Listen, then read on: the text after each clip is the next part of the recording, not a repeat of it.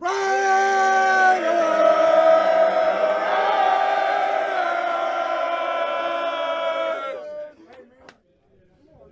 about that? How about that? How about that? Everything we talk about, ill intent, violence, physicality, execution, the will to win.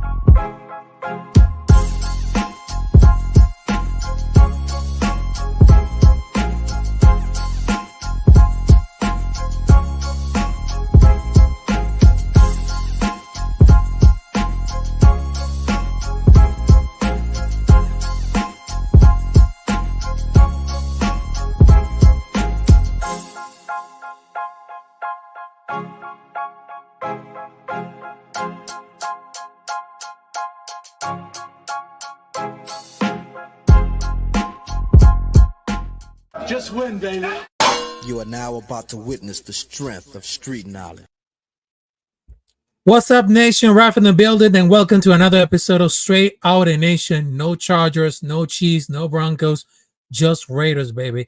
And before I had to announce this one because there was a lot of families in the state of Georgia, Florida, with the Hurricane Helene, including for North Carolina and South Carolina. Prayers to them.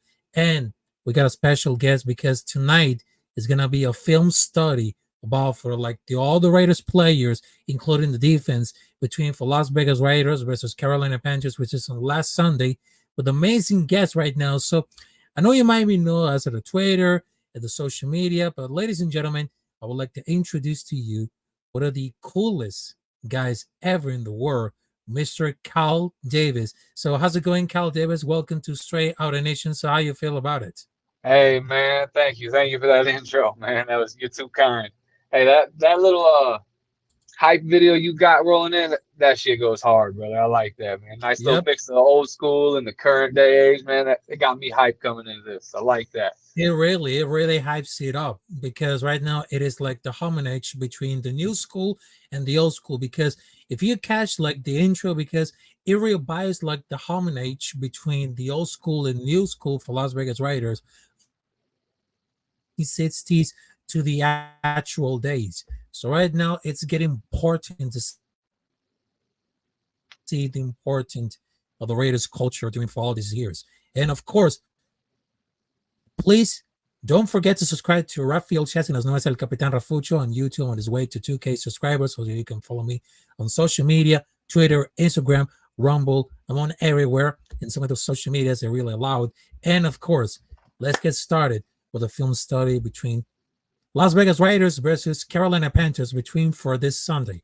And I know it's going to be like it is something important, but I just felt that the defense couldn't make it like this one. So right now it seems that it doesn't really involve it at this right now, but it's just like, all right, so I'm going to share like the screen right now. So I'm going to share it right now because it's going to be like it is so damn realistic right now, because I know that sometimes it doesn't fit it at all, but it seems that we had to involve a lot of more at the defense. So we're kind of pretty sure there's gonna be like it is so damn good. But I know as we see like at a Guardian Minshew coming out the back rows and that, but it seems that it didn't work it at all. But have you ever seen look at this one? So I know it's gonna be like a really important, but that's all right. So let's go ahead and share look at this one, and then let's go for anything. I hope this is gonna be like a good connection right now. I hope it's gonna be like a good connection. The But connection was a little let's choppy, but I caught most of what you said. yeah, I know it's gonna be like a really choppy at all. I know because all right, so there he goes. All right, so there he goes. All right, so you gotta check this out right now. So this is like exactly between Las Vegas Raiders versus Carolina Panthers. So if you imagine of this, because you gotta watch this. All right.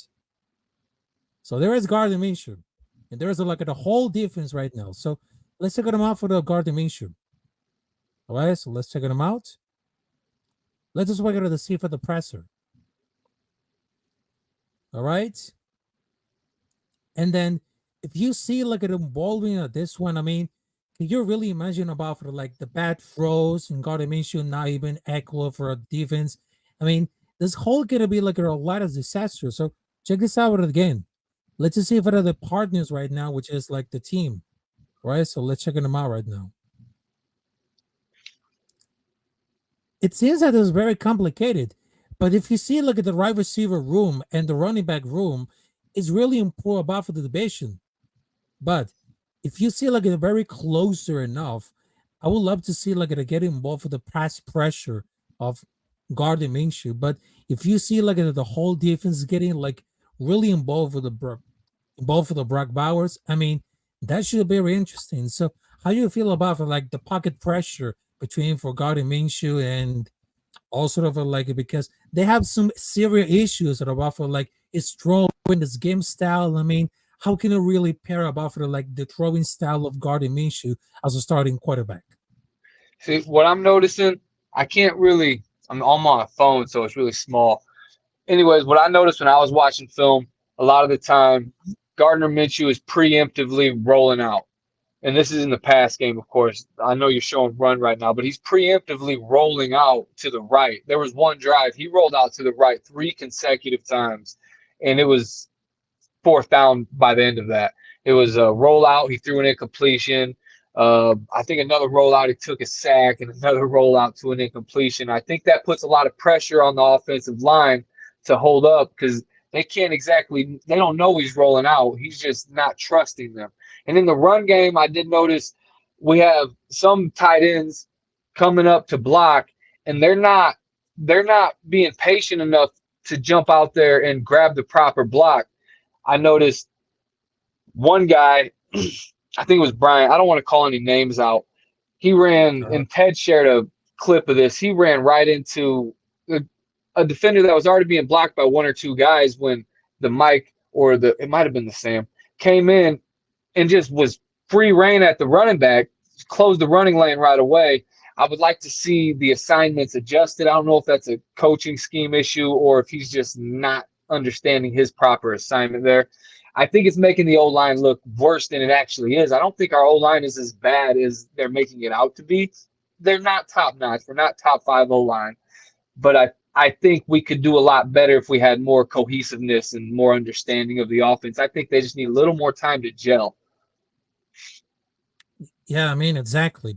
But we just see like at a very close. I know the image is very blurry at all because I know that sometimes the internet connection is getting involved. But if you see like very closer of Gardner Minshew, give it like at a pass pocket.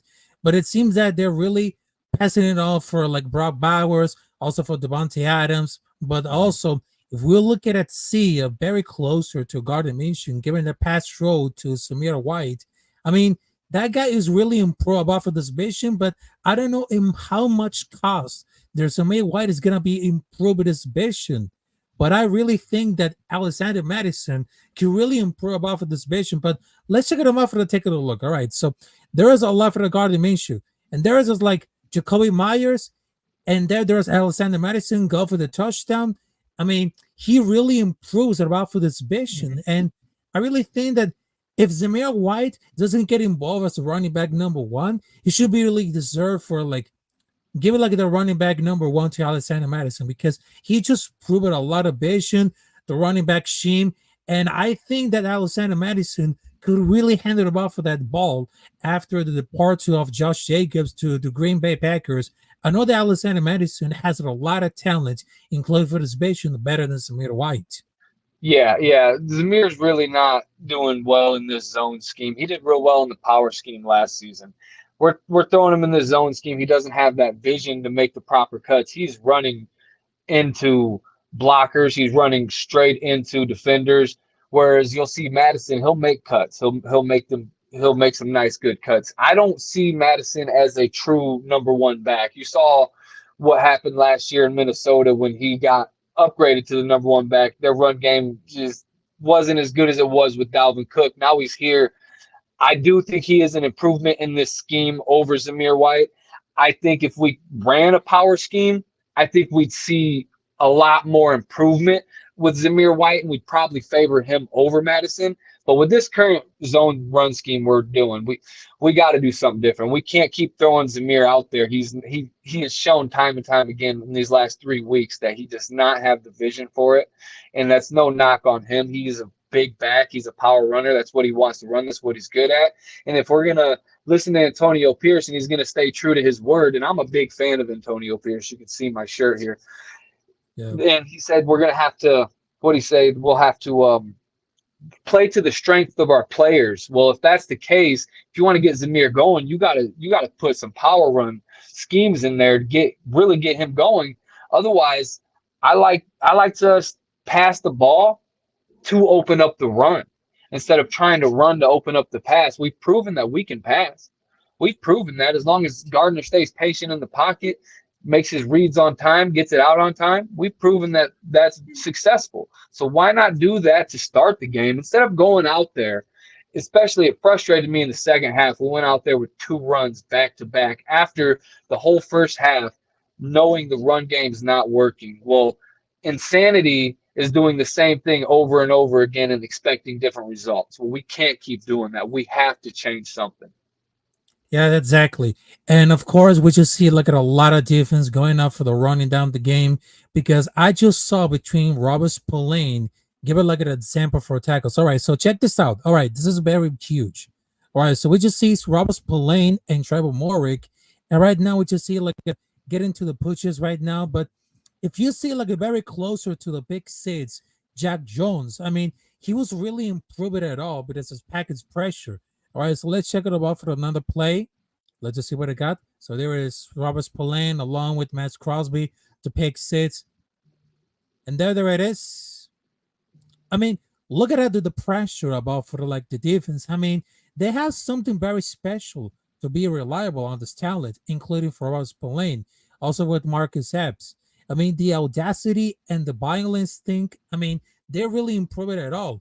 But can you handle it about for the game changing between for the time management? And look at what you see right now. So there it is, Robert Spillane doing these great things, because after he was dropped out by the Pittsburgh Steelers, right now is the perfect place to get Atlanta here in the course for the production.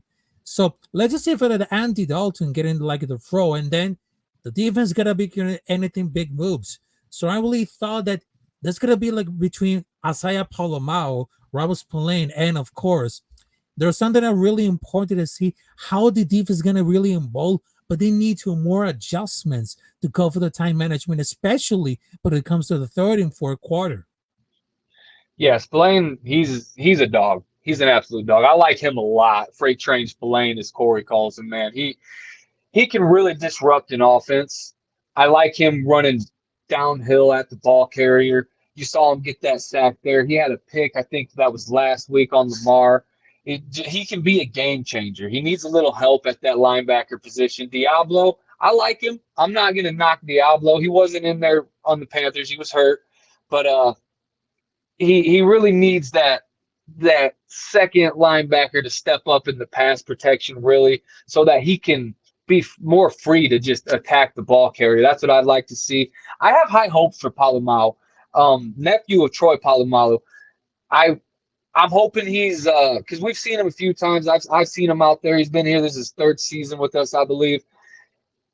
I want to see some physicality out of him. I think that's what he might bring. You know, we all know his Hall of Famer uncle was very physical. big hits all across the board. So I'm hoping he brings that too.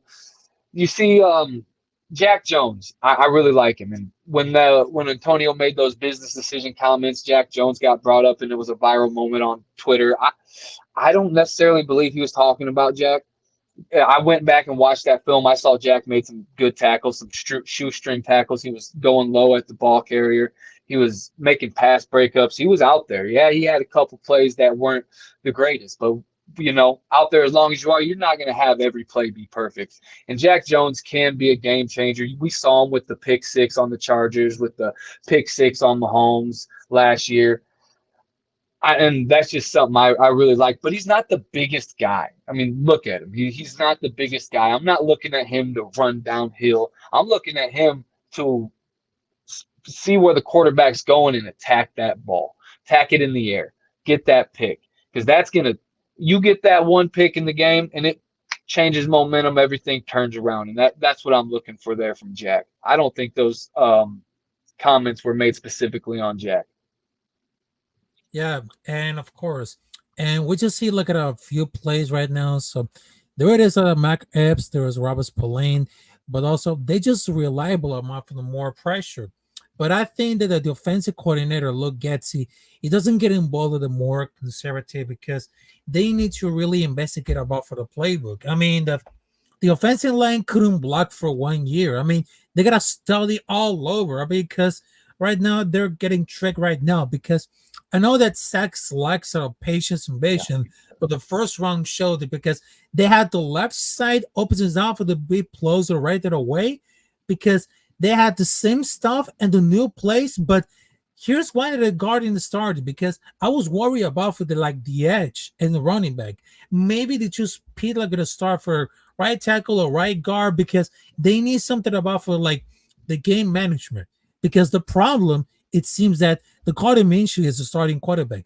I know this weak arm, it seems like it's a true trouble, so we knew it. All it's just because they have a lot of deja vu between for Jimmy Garoppolo. I mean, many Raider fans, they keep an over-revealed quarterback. Okay, we just got it.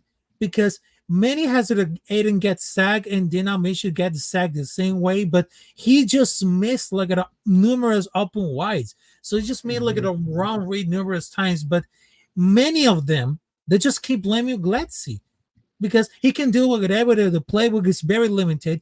With Minshew, weak arm, it doesn't throw at the deep. It doesn't surveil the field because we just see a very enough. And we just see enough of that. Yeah, I can't really make a claim on Getsy yet. I need to see more of him. I have seen a lot of Gardner. I was actually last year, I made a post about Gardner thinking, I said something to the effect of we need to go out in free agency this past offseason and grab someone like Gardner Minshew to play ahead of Aiden O'Connell pretty much. This is actually before I knew we had Aiden O'Connell, before I knew what we had, and we still had Garoppolo starting at that time, if I'm not mistaken.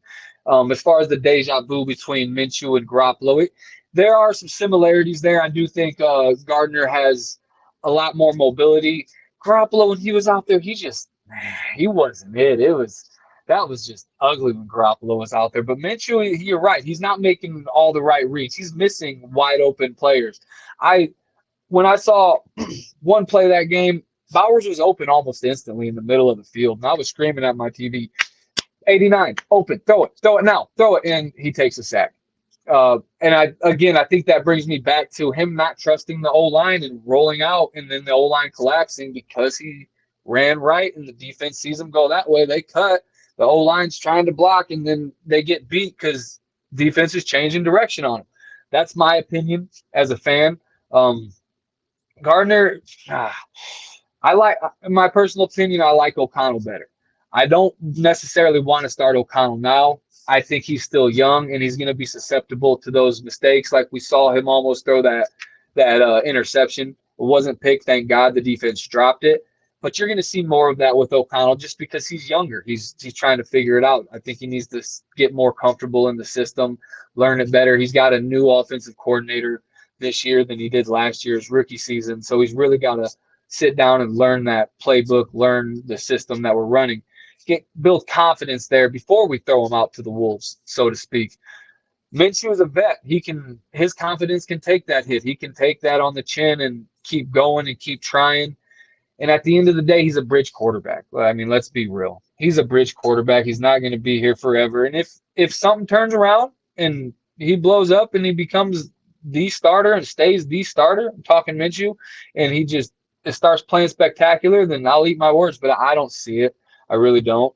I think we need to target a quarterback in the draft and maybe later on this season start Aiden O'Connell, start getting him ramped up. But I think Aiden O'Connell needs a little more time.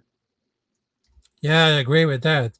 But the only difference because right now it seems that, because if you see, look at a lot of guys on the defense between for Isaiah Palomao, Robert Spillane. So you check this out, because I know that it seems that between for the substitution between Bryce Young to get in Andy Dalton, but let's take them off for very closer to about for the defense.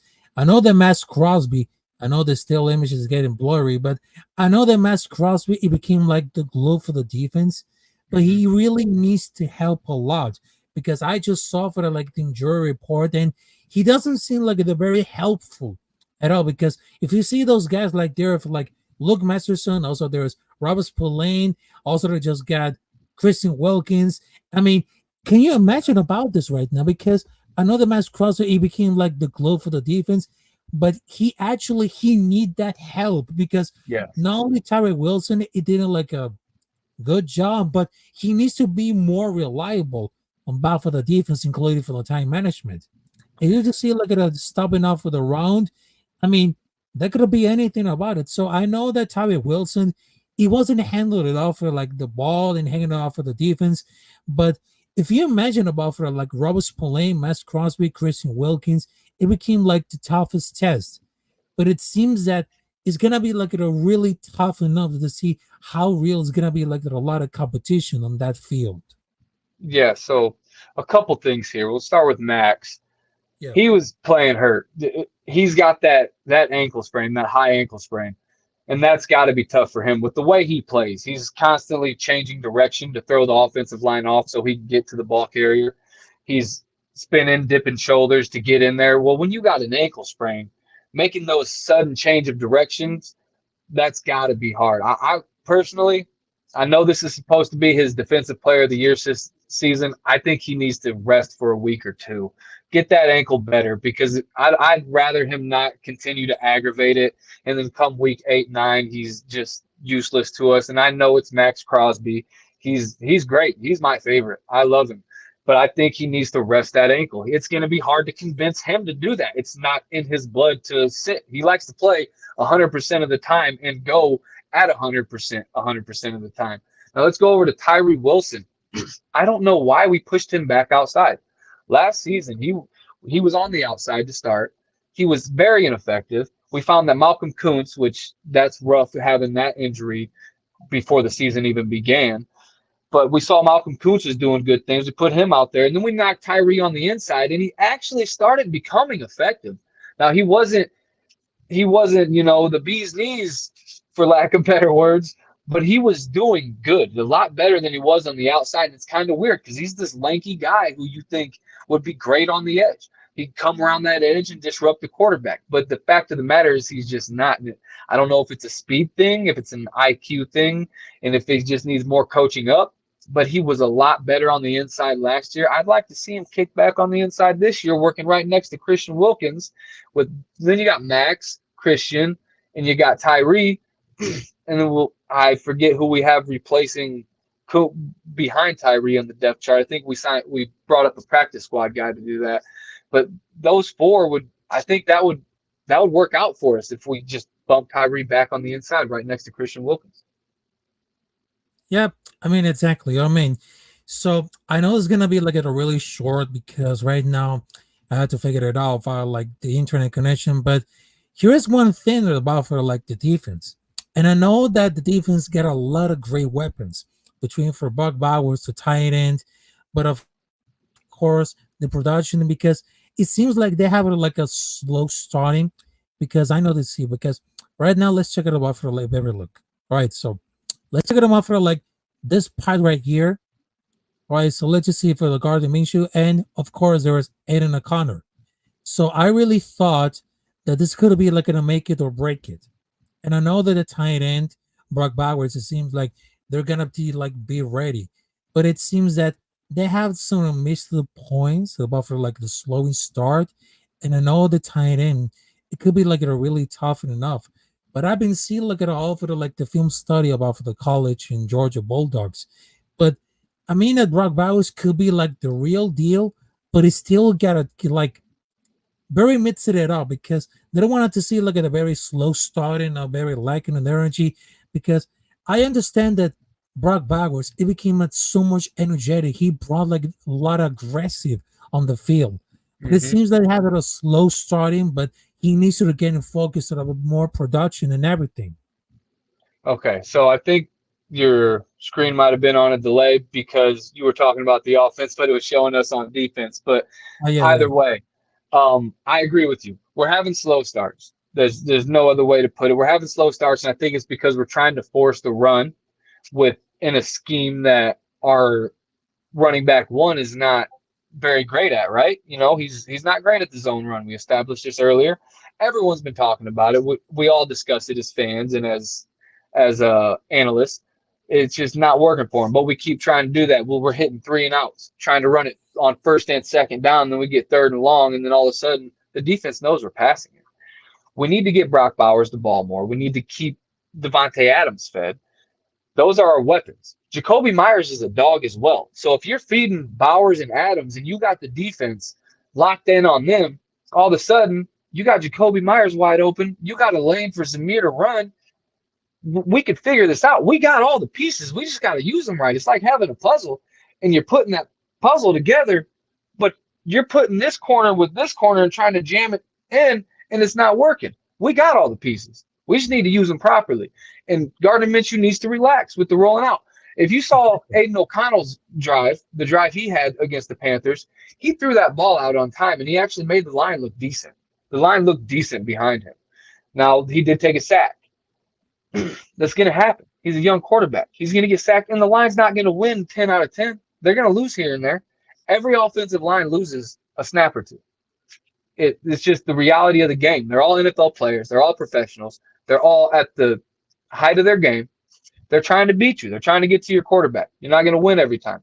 But when you have a quarterback like that last drive when Aiden O'Connell was making his quick reads, dumping it off, wasn't rolling out to the right as much. He did that touchdown pass to Trey Tucker.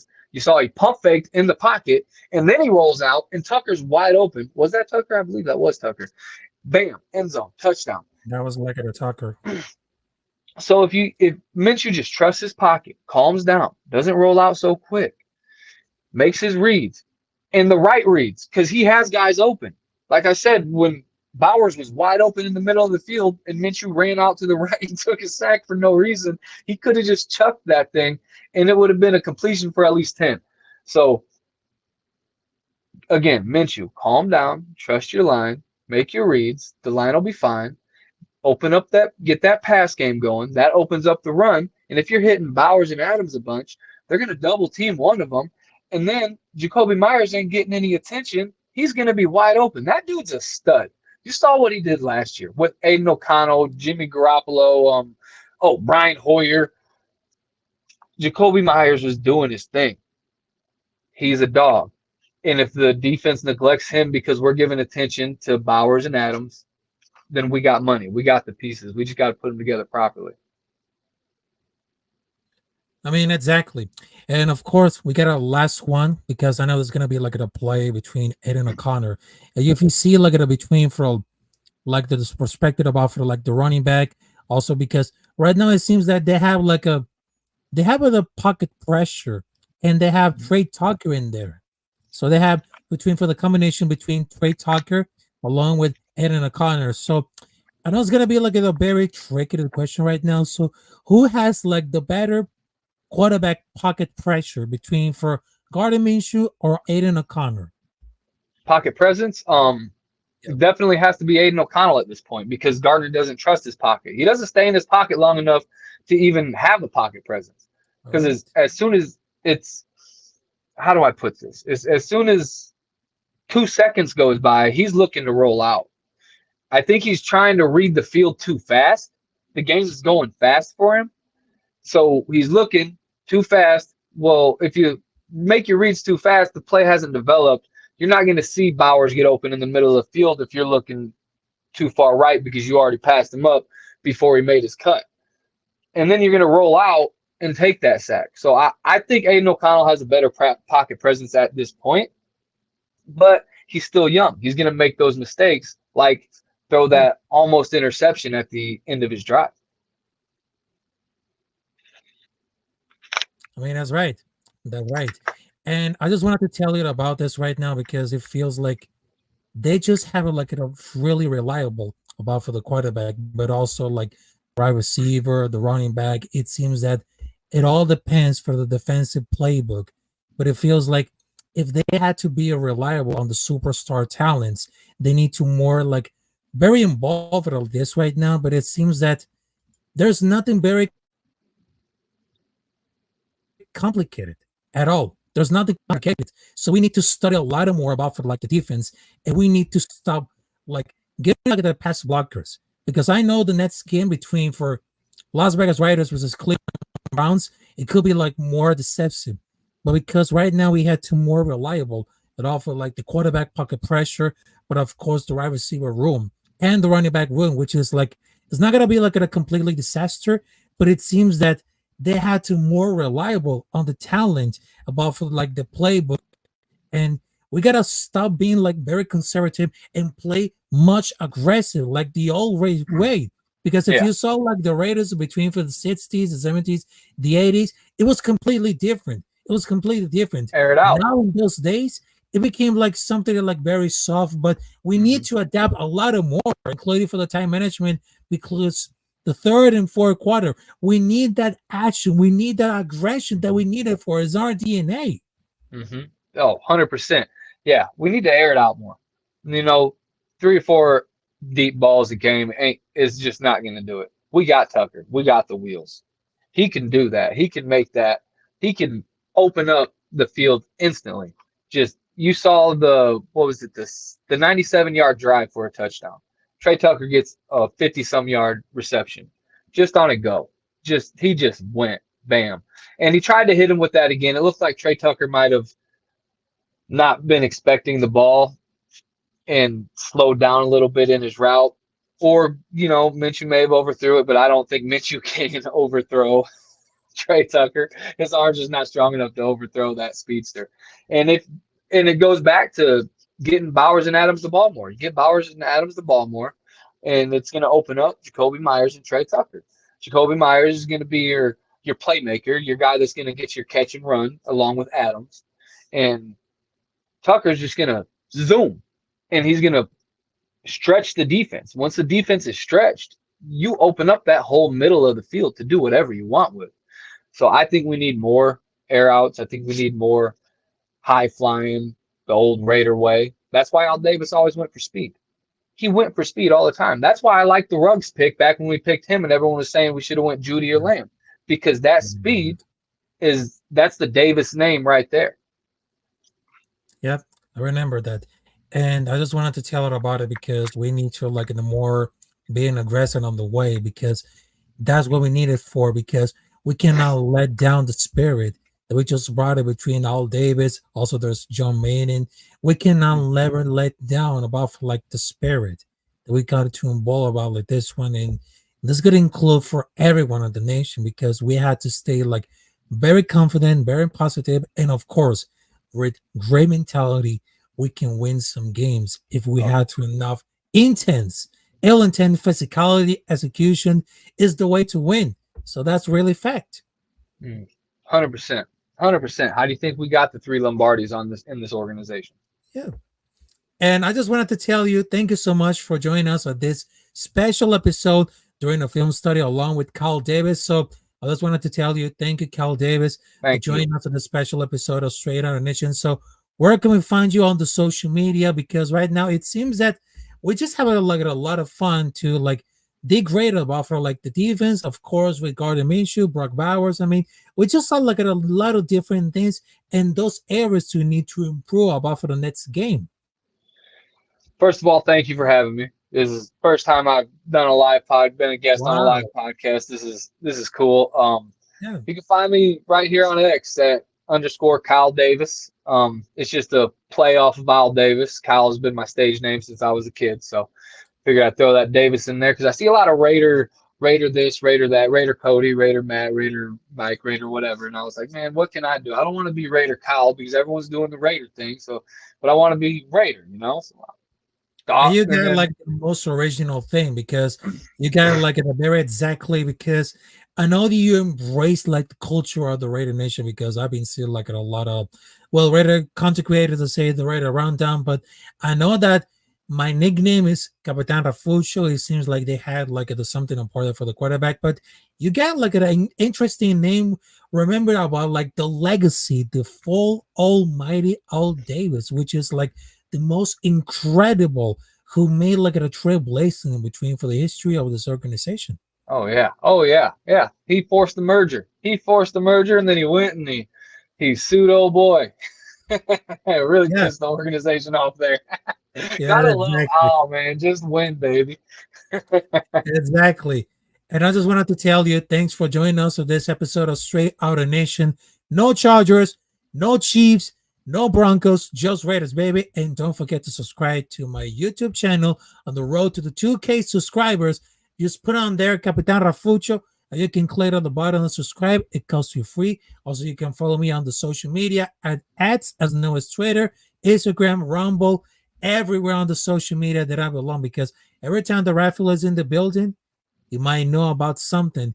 So right now, I just wanted to tell you thank you so much. And let's not forget because I had a game right now because between for the Sunday, it's gonna be like a bumpy ride, but let's just not lose the faith because on this Sunday, it's gonna be like a blow mighty. So I just wanted to tell you, thank you very much. Have a great week. Have a great night. Have a great Thursday. And of course, much praise for all of these people getting stuck with Hurricane Helene, especially at the East Coast of the state of Florida, Georgia, South, and North Carolina. So thank you very much. Bless you. And of course, just like Al Davis say, just win, baby. And no matter what happens, win or lose, Raider Nation till I die. There you go, folks. Have a great night.